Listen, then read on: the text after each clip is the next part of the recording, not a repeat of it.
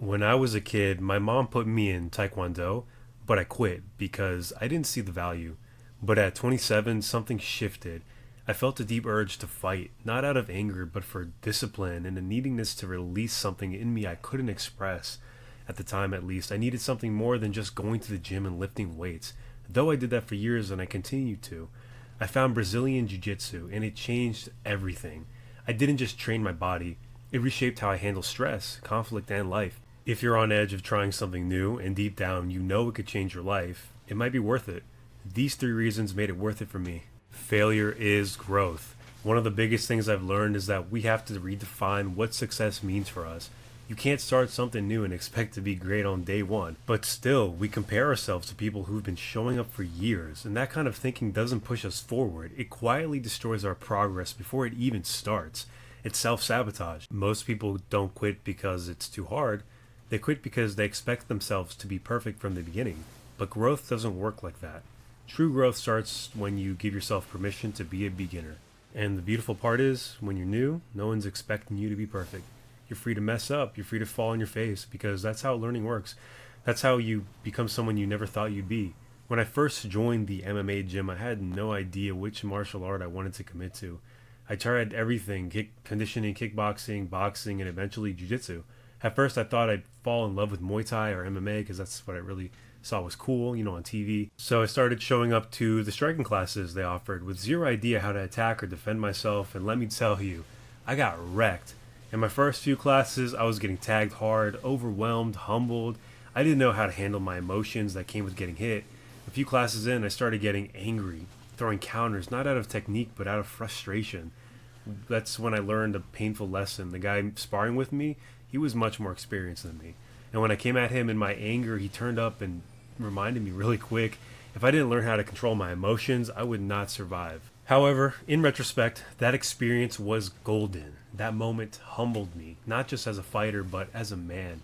I got a feeling that the culture at the gym was good, but it was me that was causing myself to get tough reactions from my sparring partners. Moving on, I then started taking the Brazilian Jiu Jitsu classes, and I just fell in love. I'll just let you know right now, I just became obsessed with it. The complexity and richness of the sport just amazed me. But just like the kickboxing experience, I was being humbled for months. What I didn't realize at the time was that moment in the gym mirrored how I handled life. When things got hard, I reacted emotionally. I got defensive, angry, and I tried to fight back without thinking. But just like in sparring, life hits harder when you let your emotions take the lead. You end up making choices that are not smart. They're just loud and stupid. And it's not that sparring was the ultimate realization of me understanding how to handle my emotions maturely. It was a great reinforcement of it. So you know me, I gotta drop my biblical insight in here. Proverbs 29:11 and Proverbs 14:29, they greatly reinforce this idea of what was going on in my heart. 29:11 says, "Fools vent their anger, but the wise quietly hold it back." And 14:29 says, "Whoever is patient has great understanding, but one who is quick-tempered displays foolishness." Learning to stay calm under pressure, to breathe when another person is physically crushing you, and to think, even when you're overwhelmed, that's not just a fighting skill, that's a life skill. Because out there in relationships, in work, in conflict, people will test you. Life will test you, and if you don't know how to stay grounded, you'll swing wild and you'll pay the price. Jiu-jitsu and that sparring moment taught me that control beats emotion every time. And that lesson has changed the way I handle everything. And the second reason is active problem solving. The thing about jiu-jitsu is you don't win by being the strongest. Now, of course, there are size differences, there are strength differences, but you win by staying calm and thinking under pressure. Every role is like a human chess match. You're constantly adjusting, reading your opponent's movements, setting traps, and finding a way out, even when it feels like there is none. That kind of problem solving isn't passive, it forces you to be present, to stay engaged, to fail, to adapt, and keep searching for the next step forward. You literally cannot think about anything else when someone is actively trying to choke you out or break your arm. You have no choice but to be present. And that mindset of staying calm, thinking critically, and adjusting in real time bleeds into real life. Whether it's a conflict at work, a difficult conversation, or a personal setback, you stop panicking and you start problem solving. Jiu-Jitsu teaches you that even when you're stuck, there's always a move to make. You just have to slow down enough to see it. What was really cool for me was when I got my first stripe on my white belt back a few months ago. I'll put it right here so you can see it. That moment, I was so proud of myself, and it was actually a bit emotional. All that hard work, finally after months of getting beat up and crushed, but also having small victories that I could be proud of, really sustained me in an environment that was really intense, humbling, and honestly, very overwhelming at times.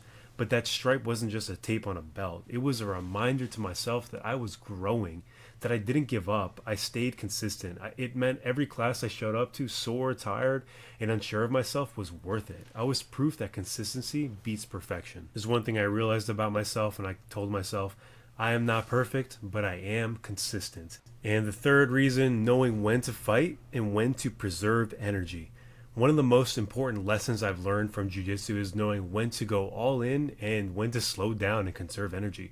Because if you spaz out in every round, trying to win every moment and every little fight, you'll burn out fast. You'll gas out, especially if you don't know what you're doing. You will leave openings for your opponent to take advantage of and make emotional decisions that will cost you the match. The same is true in life. Not every battle needs your full force. Some seasons require patience. Some situations require restraint, and some things just aren't worth the energy to fight at all. Jiu-Jitsu taught me that strength isn't just about force. It's about timing, strategy, and wisdom. You don't have to prove something every time. Sometimes the smartest move is to breathe, hold your position, and wait for the right opening. That kind of self-control doesn't just make you a better fighter, it makes you a better person.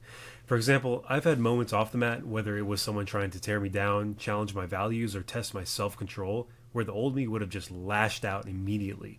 I would have tried to prove a point, defend myself, or fight to be understood. Now, I understand what's worth my energy and what's not. Jiu-Jitsu taught me that not every attack deserves a reaction. Sometimes the wisest move is to stay grounded, breathe, let it pass.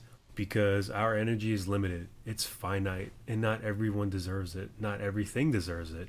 Now, when someone tries to provoke me, or when life throws something at me that questions who I am or what I believe, I don't always have to react. I assess. I decide, do I engage or do I let it go? That's the difference between living on edge and living with purpose. And honestly, that's the wisest thing you can do. There is a very profound lesson in the Bible in Matthew 5 verse 5. Jesus said, "Blessed are the meek, for they shall inherit the earth." And for a long time I misunderstood that. Now I get it. Meekness is not weakness, but it is power under control. It's knowing you could respond in anger. You could defend yourself. You could fight back, but you choose peace instead. Not out of fear, but out of strength. Through jiu-jitsu, God showed me that truth. The strongest people aren't always the loudest or the flashiest. They're the ones who know when to engage and when to stay still. The ones who don't need to prove their worth because they already know it. And when you live that way, not ruled by emotion, but guided by wisdom, you carry a quiet kind of authority. I believe that's what Jesus meant by "they shall inherit the earth." You will thrive where others burn out, and that kind of character will open doors to real influence, peace, and purpose. Lastly, I want to be well-rounded and let you know that there are things you need to watch out for and be privy to before starting Brazilian Jiu-Jitsu that I wish someone had told me. Like I mentioned before, it's a humbling and sometimes frustrating journey. You're going to lose a lot. You'll tap out to people half your size, and that can hit your pride if you're not ready for it. Brazilian Jiu-Jitsu exposes your weaknesses, and you've got to be okay with being the beginner, even for a long time. Even when all the eyes are on you, you got to be okay with having the cleanest gi and the cleanest belt and not knowing what you're doing. Secondly, it takes a toll on your body. For all being honest, Brazilian Jiu-Jitsu is not a gentle hobby, even though it's translated into the gentle art. You'll get sore, bruised, and likely have to deal with injuries. You will need to be extra intentional about recovery, stretching, and listening to your body. Getting enough sleep, too. You need to weigh out your pros and cons before making the commitment to train this combat sport. There were a lot of days where my neck and back were hurting, and I still had to get on roofs and haul around my 32-foot ladder. However, that's the sacrifice I was and still am willing to make because of how much I love it. This may not be for you, though, and if you have a job that requires your body to be well, please take that into consideration. And one more thing to be cautious of, it demands consistency. If you're not consistent, you won't grow. Period. That means showing up on days you're tired, or discouraged, or sore. And for some people, that level of discipline doesn't align with their lifestyle or priorities, and that's okay. You will have a million questions, and you will feel confused for a long time, though it will click eventually. Believe me, you will get it. but you will have to go through that process of not getting it first. So, should you start Brazilian Jiu Jitsu or any martial art? That's entirely up to you and your life circumstances. I'm only so passionate about it because it worked for me and it changed my life. So if you got this far in the video, I thank you again so much from the bottom of my heart, just like I do in every video. It means the world to me that, I would at least be able to help and impact one person's life. So if you enjoyed it, please like, comment, subscribe, and we'll see you in the next one.